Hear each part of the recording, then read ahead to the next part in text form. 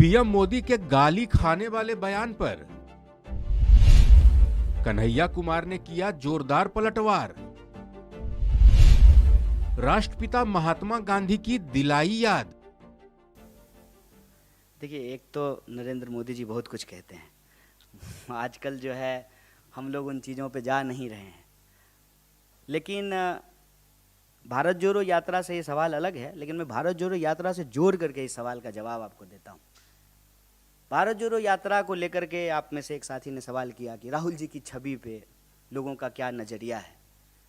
तो हमने यही कहा ना कि उनकी जो वास्तविकता थी वो वास्तविकता भी लोगों को नहीं मालूम था।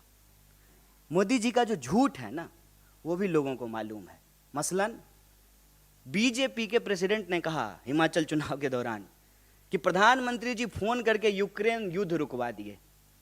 एक बागी विधायक तो प्रधानमंत्री के फोन से बैठ नहीं रहा है। एक एमएलए का कैंडिडेट प्रधानमंत्री के फोन से नहीं बैठा और यूक्रेन का युद्ध रुक गया। तो झूठ का ना कोई सिर पैर नहीं होता है साहब। प्रधानमंत्री जी हमेशा झूठ का इस्तेमाल करते हैं देश के बेसिक इश्यूज को डाइवर्ट करने के लिए। विपक्षी उनको गाली दे रहा है, क्या फर्क पड़ता है? देश की जनता उनको वोट दे रही है ना, एक बार नहीं 2 बार वोट दी है ना।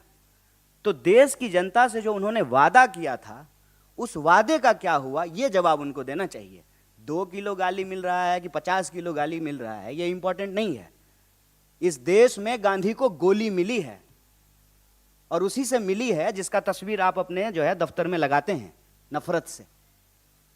और जो है आप नफरत फैलाते हैं, नफरत फैलाने वालों को आप फॉलो करते हैं, नफरत फैलाने वालों को आप प्रमोट करते हैं और फिर जो है विक्टिम कार्ड भी खेल रहे हैं।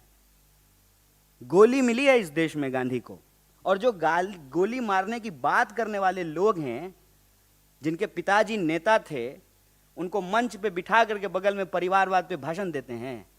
इसको कहते हैं कथनी और करनी में फर्क होना। ये सब बेकार की बातें हैं साहब। देश की जनता ने प्रधानमंत्री जी को मैंडेट दिया है और प्रधानमंत्री जी ने देश की जनता से जो वादा किया था उसको पूरा नहीं किया है।